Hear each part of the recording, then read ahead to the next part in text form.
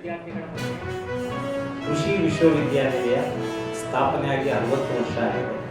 ಅದರಲ್ಲಿ ಈ ಬಾರಿ 59ನೇ ಘಟಿಕೋತ್ಸವವನ್ನು ನಾವು ಆಚರಿಸ್ತಾ ಇದ್ದೀವಿ. ಈ 59ನೇ ಘಟಿಕೋತ್ಸವವನ್ನು 15ನೇ ತಾರೀಕು ಈ ತಿಂಗಳ 15ನೇ ತಾರೀಕು ಅಂದರೆ ಗುರುವಾರ ಬೆಳಿಗ್ಗೆ 11 ಗಂಟೆಯಿಂದ 12 ಗಂಟೆ 30 ನಿಮಿಷದವರೆಗೂ ನಮ್ಮ JKVK ಆವರಣದಲ್ಲಿರುವಂಥ ಡಾಕ್ಟರ್ ಬಾಬು ರಾಜೇಂದ್ರ ಪ್ರಸಾದ್ ಅಂತಾರಾಷ್ಟ್ರೀಯ ಸಭಾಂಗಣದಲ್ಲಿ ನಾವು ಏರ್ಪಾಡು ಮಾಡಿದ್ದೀವಿ. ಈ ಘಟಿಕೋತ್ಸವದ ಅಧ್ಯಕ್ಷತೆಯನ್ನು ವಹಿಸಿ ಘಟಿಕೋತ್ಸವವನ್ನು ನಿರ್ವಹಿಸಿಕೊಳ್ಳಲಿಕ್ಕೆ ನಮ್ಮ ಕರ್ನಾಟಕ ಸರ್ಕಾರದ ಗಣಿತವೇತ್ತ ರಾಜ್ಯಪಾಲರು ಭಾಗವಹಿಸ್ತಾ ಇದ್ದಾರೆ.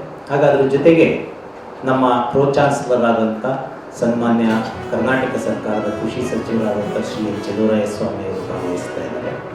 ಮತ್ತು ಘಟಿಕೋತ್ಸವದಲ್ಲಿ ಭಾಳ ಪ್ರಮುಖವಾದಂಥ ಒಂದು ಭಾಗ ಅಂದರೆ ಒಬ್ಬ ಪ್ರಖ್ಯಾತ ವಿಜ್ಞಾನಿ ಅಥವಾ ಪ್ರಖ್ಯಾತ ವ್ಯಕ್ತಿ ಆ ಘಟಿಕೋತ್ಸವದ ಭಾಷಣವನ್ನು ಮಾಡಬೇಕಾಗುತ್ತೆ.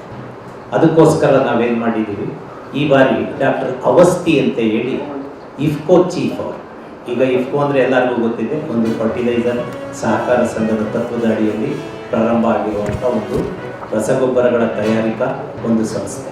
ಆ ಸಂಸ್ಥೆಯ ಮುಖ್ಯಸ್ಥರು ಹಾಗೂ ಭಾರತ ದೇಶದಲ್ಲಿ ಈ ರಸಗೊಬ್ಬರಗಳ ಬಗ್ಗೆ ಹಲವಾರು ವಿಷಯಗಳ ಬಗ್ಗೆ ಸಂಶೋಧನೆಗಳನ್ನು ಮತ್ತು ವಿಸ್ತರಣಾ ಕಾರ್ಯಗಳನ್ನು ಮಾಡಿರುವಂಥ ಡಾಕ್ಟರ್ ಅವಸ್ಥಿಯವರು ಘಟಿಕೋತ್ಸವದಲ್ಲಿ ಪದವಿಯನ್ನು ಪಡೀತಾ ಇರುವಂಥ ಎಲ್ಲ ವಿದ್ಯಾರ್ಥಿಗಳನ್ನು ಉದ್ದೇಶಿಸಿ ಭಾಷಣ ಮಾಡಲಿದ್ದಾರೆ. ಈ ಬಾರಿ ನಾವು 1281 ವಿದ್ಯಾರ್ಥಿಗಳಿಗೆ ಈ ಘಟಿಕೋತ್ಸವದಲ್ಲಿ ನಾವು ಡಿಗ್ರಿಯನ್ನು ಪ್ರದಾನ ಮಾಡ್ತಾ ಇದ್ದೀವಿ.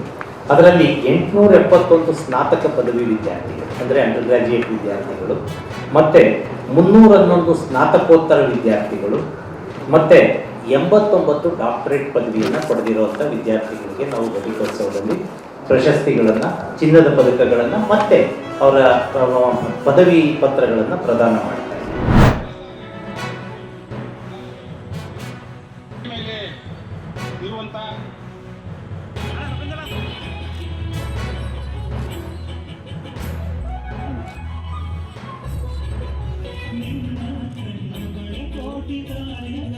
ಕ್ರಿಶ್ಚಿಯನ್ ಧರ್ಮ ಇರ್ಬೋದು, ಪಾರ್ಸ್ ಇರ್ಬೋದು, ಸಿಖ್ ಇರ್ಬೋದು, ಹಲವಾರು ರೀತಿಯ ಆರೋಗ್ಯಪೂರ್ಣವಾಗಿ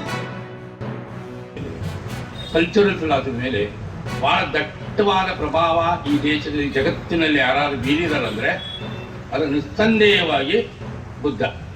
ಅದರಲ್ಲಿ ಎಲ್ಲ ಮಾತಿಲ್ಲವೇ ಇಲ್ಲ.